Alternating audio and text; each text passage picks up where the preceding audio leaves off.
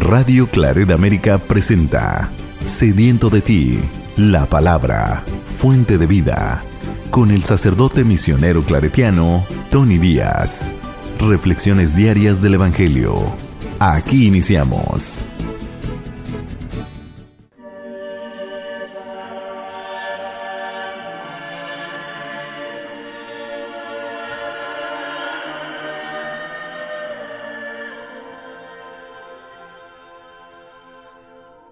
Bienvenidos hermanos a nuestras reflexiones bíblicas de las lecturas del día. Hoy es viernes de la segunda semana de Cuaresma. La primera lectura de hoy viene del libro de Génesis, capítulo 37, versículos 3 al 4, 12 al 13 y 17 al 28. Jacob amaba a José más que a todos sus demás hijos porque lo había engendrado en la ancianidad. A él le había hecho una túnica de amplias mangas. Sus hermanos, viendo que lo amaba más que a todos ellos, llegaron a odiarlo, al tal grado de negarle la palabra. Un día en que los hermanos de José llevaron a Siquem los rebaños de su padre, Jacob le dijo a José: «Tus hermanos apacientan mis rebaños en Siquem. Te voy a enviar allá». José fue entonces en busca de sus hermanos y los encontró en Dotán. Ellos lo vieron de lejos y antes de que se les acercara, conspiraron contra él para matarlo, y se decían unos a otros: «Ahí viene ese soñador, démosle muerte, lo arrojaremos en un pozo y diremos que una fiera lo devoró. Vamos a ver de qué le sirven sus sueños». Rubén oyó esto y trató de liberarlo de manos de sus hermanos, diciendo: «No le quiten la vida, ni derramen su sangre. Mejor arrójenlo en ese pozo que está en el desierto y no se manchen las manos». Eso lo decía para salvar a José y devolverlo a su padre. Cuando llegó José a donde estaban sus hermanos, estos lo despojaron de su túnica y lo arrojaron a un pozo sin agua. Luego se sentaron a comer, y levantando los ojos vieron a lo lejos una caravana de ismaelitas que venían de Galaad, con los camellos cargados de especias, resinas, bálsamo y láudano, y se dirigían a Egipto. Judá dijo entonces a sus hermanos: «¿Qué ganamos con matar a nuestro hermano y ocultar su muerte? Vendámoslo a los ismaelitas y no mancharemos nuestras manos. Después de todo, es nuestro hermano y de nuestra misma sangre». Y sus hermanos le hicieron caso. Sacaron a José del pozo y se lo vendieron a los mercaderes por 25 monedas de plata. Los mercaderes se llevaron a José a Egipto. Palabra de Dios. El salmo responsorial es el Salmo 104 y el responsorio es: recordemos las maravillas que hizo el Señor. Recordemos las maravillas que hizo el Señor. Cuando el Señor mandó el hambre sobre el país y acabó con todas las cosechas, ya había enviado por delante a un hombre, a José, vendido como esclavo. Recordemos las maravillas que hizo el Señor. Le trabaron los pies con grilletes y rodearon su cuerpo con cadenas hasta que se cumplió su predicción y Dios lo acreditó con su palabra. Recordemos las maravillas que hizo el Señor. El rey mandó que lo soltaran. El jefe de esos pueblos lo libró. Lo nombró administrador de su casa y señor de todas sus posesiones. Recordemos las maravillas que hizo el Señor. El Evangelio de hoy viene de Mateos capítulo 21, versículos 33 al 43 y 45 al 46. En aquel tiempo Jesús dijo a los sumos sacerdotes y a los ancianos del pueblo esta parábola. Había una vez un propietario que plantó un viñedo, lo rodeó con una cerca, cavó un lagar en él y construyó una torre para el vigilante, y luego la alquiló a unos viñadores y se fue de viaje. Llegado el tiempo de la vendimia, envió a sus criados para pedir su parte de los frutos a los viñadores. Pero éstos se apoderaron de los criados, golpearon a uno, mataron a otro y a otro más lo apedrearon. Envió de nuevo a otros criados en mayor número que los primeros y los trataron del mismo modo. Por último, les mandó a su propio hijo pensando, a mi hijo lo respetarán. Pero cuando los viñadores lo vieron, se dijeron unos a otros, este es el heredero, vamos a matarlo y nos quedaremos con su herencia. Le echaron mano, lo sacaron del viñedo y lo mataron. Ahora díganme, cuando vuelva el dueño del viñedo, ¿qué hará con esos viñadores? Ellos le respondieron, dará muerte terrible a esos desalmados y arrendará el viñedo a otros viñadores que le entreguen los frutos a su tiempo. Entonces Jesús les dijo, ¿no han leído nunca en la Escritura? La piedra que desecharon los constructores es ahora la piedra angular. Esto es obra del Señor y es un prodigio admirable. Por esta razón, les digo que les será quitado a ustedes el reino de Dios y se le dará a un pueblo que produzca sus frutos. Al oír estas palabras, los sumos sacerdotes y los fariseos comprendieron que Jesús la decía por ellos y quisieron aprenderlo. Pero tuvieron miedo a la multitud, pues era tenido por un profeta. Palabra del Señor. Muy bien, demos comienzo a nuestra reflexión de las lecturas de hoy. Hay un dicho que yo creo que resume muy bien el tema tanto de la primera lectura como del Evangelio. El dicho es el siguiente: Dios escribe recto con líneas torcidas. Dios escribe recto con líneas torcidas. Las líneas torcidas somos nosotros, nuestras vidas, que no son fieles, que no son constantes a esta relación a la cual Dios nos ha llamado, particularmente en Jesucristo, y que por tanto nuestras vidas vacilan constantemente entre sí y no. Es lo torcido de nuestras vidas, pero que Dios aún de esto saca provecho. Y la conclusión de estas lecturas, tanto la primera como el Evangelio, es la siguiente: de que el plan de Dios, o sea, el plan de salvación de Dios, no será frustrado. Con nosotros o sin nosotros, Dios llevará a cabo su plan de salvación, y la pregunta que se nos hace es de que si queremos ser parte de este plan que Dios desde el principio de la creación ha puesto en función para salvar a su creación. O sea, lo que mencioné ayer, de que todo cuanto Dios ha creado, Dios ama, y todo cuanto Dios ama, Dios desea que llegue a la plenitud de la vida para la cual ha sido creado. Así que, a pesar de nosotros mismos, Dios constantemente viene tras nosotros para salvarnos de nosotros mismos. Y este es el tema central. Dios llevará a cabo su plan de salvación. Su plan no será frustrado, con nosotros o sin nosotros. Y ahí está la pregunta para nosotros, si queremos ser parte de esta obra de Dios o no. En esta primera lectura del libro de Génesis tenemos parte de que se le llama, lo que se llama el ciclo de José. José es el penúltimo de los hijos de Jacob.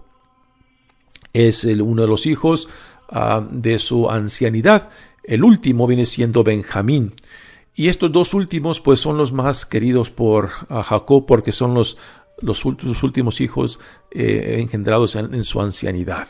Y parece que el resto de los hermanos, el resto de los hijos de Jacob, tienen celos y cierto rencor, no solamente contra Jacob, porque parece que quiere o demuestra más cariño hacia José y a Benjamín que a ellos, ¿no? Y este es el rencor que después los llevará a tomar esta acción en contra de José, de querer matarlo, y a últimas lo venden como esclavo para que sea llevado a Egipto, ¿no?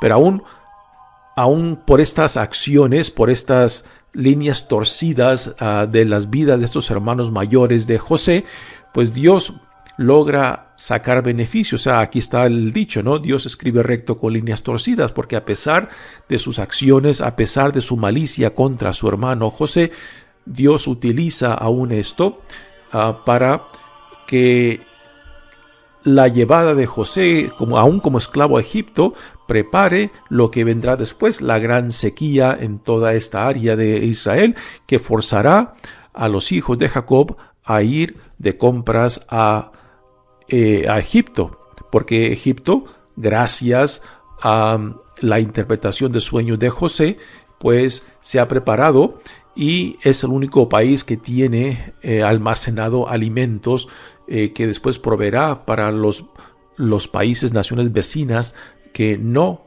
se previnieron para estas sequías.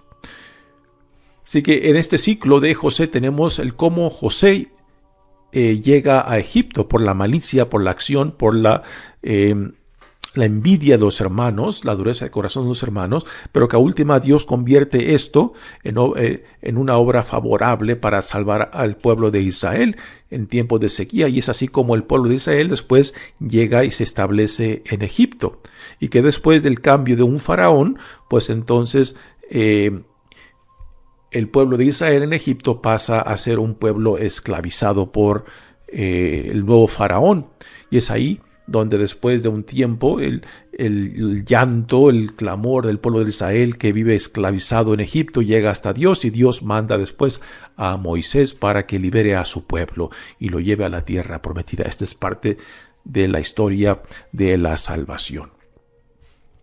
Jacob amaba a José más que a todos sus demás hijos porque lo había engendrado en la ancianidad. A él le había hecho una túnica de amplias mangas. Sus hermanos, viendo que lo amaba más que a todos ellos, llegaron a odiarlo.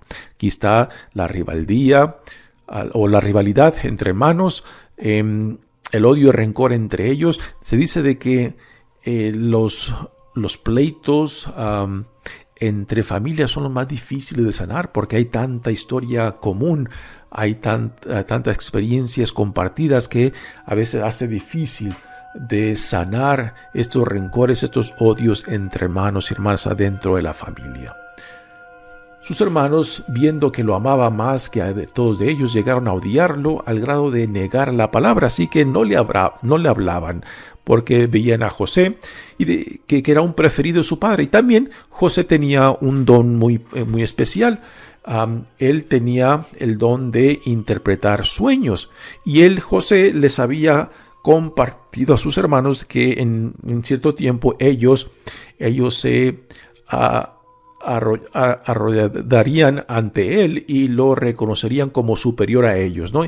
Y cuando José les comparte este sueño que José interpreta, esta visión que José interpreta, pues más lo resienten, porque ellos, siendo mayores que él, pensaban, bueno, ¿cómo tú eres menor que nosotros? ¿Cómo nosotros te vamos a arrodillar ante ti? ¿Cómo nosotros te vamos a servir a ti? ¿No? Todo lo contrario, tú eres el menor, tú tienes que servir a los mayores, ¿no? Pero en esa visión que José les comparte, ellos no lo entienden, y lo entenderán cuando después se den cuenta de que José, llevado como esclavo a Egipto, pasa a ser un administrador de confianza del faraón, porque al faraón le ayuda a interpretar uno de sus sueños que posibilita el que el faraón empiece a almacenar trigo, porque vienen tiempos de sequía, ¿no? Entonces, cuando José le interpreta estos sueños al faraón, José pasa de ser un simple esclavo y pasa a ser un administrador de gran confianza del faraón. Y es ahí como José recibe después de esa sequía en Israel a sus hermanos, cuando ellos no saben que es José a quien le piden comprar alimentos para llevar a su familia en Israel, y después José se les descubre que es él, ¿no? Y ahí esa parte de ese descubrimiento, que es un momento muy intenso, muy emocional, donde todos lloran, ¿no? Y piensan los hermanos que José se va a vengar, pero no, José se da cuenta de que todo Dios lo había preparado, ¿no? De que Dios aún las intenciones malas, el odio, el rencor de sus hermanos, lo convirtió en algo digno, en algo bueno. O sea, Dios escribió recto con las líneas torcidas de las vidas, de las decisiones, de las acciones de los hermanos de José, ¿no? Y cuando José entiende esto, pues ya él se deshace de su rencor y de odio y no se desquita, no se venga contra sus hermanos, todo lo contrario, porque ve que todo Dios lo ha preparado, entonces se reconcilia con él y manda que su padre y el resto de la familia vengan a Egipto y se establezcan en Egipto. Un día en que los hermanos de José llevaron a Siquem a los rebaños de su padre, Jacob le dijo a José: tus hermanos apacientan mis rebaños en Siquem, te voy a enviar allá. José fue entonces en busca de sus hermanos y los encontró en Dotán. Y aquí viene el drama y la trama de los hermanos para querer deshacerse de su hermano José por el odio y el rencor que le tienen. Ellos lo vieron de lejos y antes de que se le acercaran conspiraron contra él para matarlo y se decían unos a otros: ahí viene ese soñador, démosle muerte, arrojaremos en un pozo y diremos que una fiera lo devoró. Estas eran las intenciones de los hermanos, de matarlo, deshacerlo de él y después decirle a su padre que una fiera lo había matado, ¿no? Vamos a ver de qué le sirven sus sueños. Nuevamente aquí hace mención de ese don que José tiene de interpretar sueños, que sus hermanos no entienden ni aprecian, pero que será la salvación de Israel cuando José sea vendido como esclavo en Egipto. Ahora viene aquí la intervención del hermano mayor Rubén, que no quiere que sus hermanos se manchen la sangre matando a José. Rubén oyó esto y trató de liberarlo de manos de sus hermanos, diciendo: no le quiten la vida, ni derramen su sangre, mejor arrójenlo a ese pozo que está en el desierto, y no se manchen las manos. Eso lo decía para salvar a José y devolverlo a su padre. Así que esa era la intención de los hermanos, pero Rubén tenía otra intención, de salvarlo y regresarlo a su padre. Cuando llegó José a donde estaban sus hermanos, estos lo despojaron de su túnica y lo arrojaron en un pozo sin agua. Luego se sentaron a comer y, levantando los ojos, vieron a lo lejos una caravana de ismaelitas que venían de Galaad. Aquí un detalle muy interesante. ¿Quiénes son los ismaelitas? Recordamos el primer hijo que Abraham tuvo con la esclava de Sara. Recordamos que antes de que Dios le diera al que debería de ser el hijo de la promesa para Abraham, pues tanto Sara como Abraham desesperaron y decidieron después darle una manita a Dios cuando Sara le da a Abraham a su esclava para que por medio de ella tuvieran un hijo y fuera el heredero. Pero ese no era el plan de Dios. Pero se adelantaron ellos. Pero ese hijo que nace de Abraham con la esclava viene siendo Ismael. Y aunque después de que nace Isaac, el hijo de la promesa, el hijo de Abraham con Sara, entonces Sara siente envidia del otro hijo Ismael y le exige a Abraham que despida tanto a la madre como el hijo. Y Abraham, pues, con un corazón quebrantado, adolorido por esa decisión de Sara, lo despide. Dios le dice a Abraham: no te preocupes, haz lo que Sara te dice, pero yo haré de este hijo tuyo con la sierva de Sara a un pueblo grande. Y este pueblo viene siendo el pueblo árabe, ¿no? Y los ismaelitas, pues, entonces vienen siendo prácticamente, pues, primos de los hijos de Jacob. Son Estos ismaelitas son los herederos de Ismael, el hijo de Abraham con la esclava de Sara, ¿no? Así que nuevamente aquí se empiezan a reencontrar las vidas, las líneas que se van cruzando en el plan de salvación de Dios. Así que los ismaelitas se llevaron a José como esclavo a Egipto y ahí lo vendieron. Pero esta decisión, esta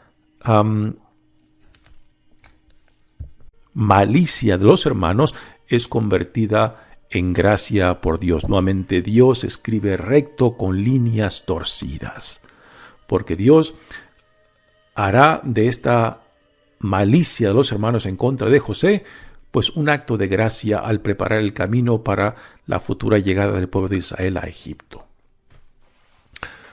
Luego se sentaron a comer y levantando los ojos vieron a lo lejos una caravana de ismaelitas que venían de Galaad con los camellos cargados de especies, resinas, bálsamo y láudano y se dirigían a Egipto. Judá dijo entonces a sus hermanos: ¿qué ganamos con matar a nuestro hermano y ocultar su muerte? Vendámoslo a los ismaelitas y no mancharemos nuestras manos. Después de todo, es nuestro hermano y de nuestra misma sangre. Así que ya están entrando en razón, se les ha enternecido el corazón, pero aún todavía se quieren deshacer de su hermano. Así que la malicia aún está ahí, o sea, el odio, el rencor, por lo menos ha disminuido al punto de que no se mancharán las manos de sangre al matarlo, pero lo deciden vender como un esclavo para que sea llevado lejos de ellos. Pero, nuevamente, Dios escribe recto con líneas torcidas. El plan de Dios no será frustrado. Con nosotros o sin nosotros, Dios llevará a cabo su plan. Y la pregunta que se nos pone a nosotros, si queremos ser parte de este plan de Dios. Muy bien, pasemos ahora al Evangelio de hoy, que es una parábola sobre el viñedo, que el viñedo representa Jerusalén, a los trabajadores, los arrendados, los que trabajan la viña que el Señor ha construido, pues representan a los líderes, al pueblo de Dios, particularmente a los líderes religiosos que son llamados a ser guías, ser protectores del pueblo de Dios. Y que dentro de esta parábola, pues nos da un resumen de la historia de Israel y cómo Israel constantemente ha rechazado a los profetas que Dios ha enviado. Nuevamente, el plan de Dios, el plan de salvación no ha sido frustrado, no se frustrará, y Dios lo llevará a cabo con nosotros o sin nosotros. Y esta es la crítica de Jesús, porque el pueblo de Israel, el pueblo judío, en su tiempo no ha respondido al llamado de Dios, pues entonces el reino de Dios se les será quitado y se les dará a otros. Ahora, nosotros que escuchamos esta parábola, este evangelio, también hemos de considerar que lo mismo se nos dicen: si no producimos frutos del reino de Dios, si no respondemos a las exigencias del llamado que Dios nos ha hecho en Jesucristo, que también a nosotros se nos será quitado el reino, ¿no? Así que no solamente esta parábola va dirigida a los ancianos y sacerdotes del tiempo de Jesús, sino también para nosotros hoy en día, que no podemos simplemente decir, por eso, que los judíos rechazaron a Jesús, pues también ahora nosotros somos los privilegiados, somos el pueblo escogido. Pero también la misma exigencia recae sobre nosotros. Si no producimos los frutos del reino, si no respondemos al llamado de Dios, pues también nosotros se nos será quitado este reino. Y Dios lo dará. El plan de Dios no será frustrado. Con nosotros o sin nosotros, Dios lo llevará a su cumplimiento. Había una vez un propietario que plantó un viñedo, lo rodeó con una cerca y cavó un lagar. En él construyó una torre para el vigilante y luego la alquiló a unos viñadores y se fue de viaje. Esta es la imagen, es una imagen o como en resumen de la historia de Israel con el pueblo de Dios. La historia de Israel con su Dios. Llegado el tiempo de la vendimia, envió a sus criados para pedir su parte de los frutos a los viñadores. ¿Y qué ¿Cuál es el fruto que Dios espera de su pueblo? La fidelidad, la justicia, la solidaridad, el amor, el responder a Dios, el responder al llamado de Dios a la vida la cual Él nos ha dado, ¿no? Para nosotros también la vida que se nos da en Jesucristo. Y estos son los frutos que hemos de producir, los frutos de la gracia de Dios, los frutos del reino, los frutos de la nueva vida que se nos da en Jesucristo. Así que Dios espera de que su gracia produzca frutos. La gracia de Dios, como la lluvia, no regresará a Él, sino antes producir los frutos. Nuevamente, el refrán que se va repitiendo aquí, el plan de Dios no será frustrado. Contigo o sin ti, Dios llevará a cabo su plan de salvación. Llegado el tiempo de la vendimia, envió a sus criados para pedir su parte de los frutos de los viñadores, pero estos se apoderaron de los criados, golpearon a uno, mataron a otro y a otro más los apedrearon. Aquí estos enviados de Dios, del Señor, vienen siendo los profetas, y el último de los profetas es Juan el Bautista, y sabemos lo que hicieron con Juan el Bautista y lo mismo que harán con Jesús mismo. Será rechazado, será condenado, será entregado a los romanos para que sea condenado a muerte. Envió de nuevo a otros criados en mayor número que los primeros, y los trataron del mismo modo. Por último, les mandó a su propio hijo, pensando aquí en la parábola. Jesús ya está hablando de sí mismo, manda a su hijo, que es la imagen del Padre. A mi hijo lo respetarán, Dios piensa, el Señor piensa. Pero cuando los viñadores lo vieron, se dijeron unos a otros: este es el heredero, vamos a matarlo y nos quedaremos con su herencia. Le echaron mano y lo sacaron del viñedo y lo mataron. Aquí, en esta parábola, se nos deja claro lo que Jesús vivirá en su pasión, muerte y resurrección. Si el viñedo representa a Jerusalén, la imagen espiritual del reino, pues entonces esto de ser sacado del viñedo es ser sacado de Jerusalén, que es lo que tenemos en la crucifixión de Jesús, que es sacado de Jerusalén y es crucificado fuera de las murallas de Jerusalén. Ahora díganme, cuando vuelva el dueño del viñedo, dentro de la parábola, Jesús le pregunta a sus interlocutores, que son los ancianos y los sacerdotes que lo escuchan, y ellos responderán: dará muerte terrible a esos desalmados y arrendará el viñedo a otros viñadores, que le entreguen los frutos a su tiempo. Y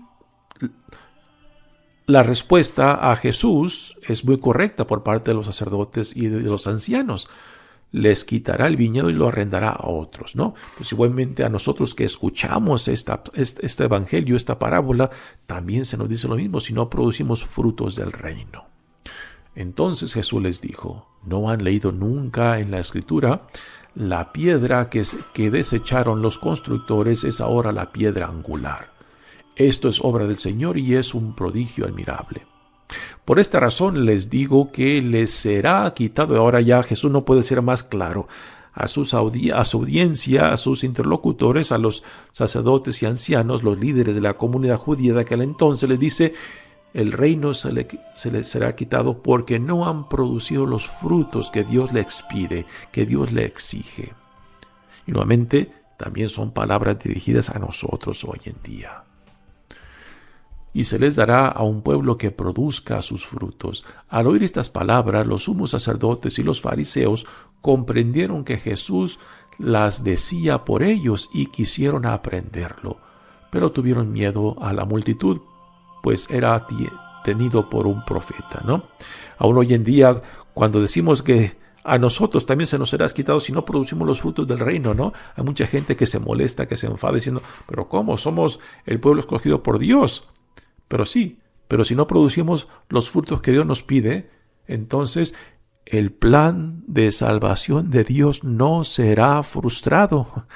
con nosotros o sin nosotros, Dios llevará a cabo su plan de salvación. Y la pregunta es si queremos ser parte de este plan de Dios.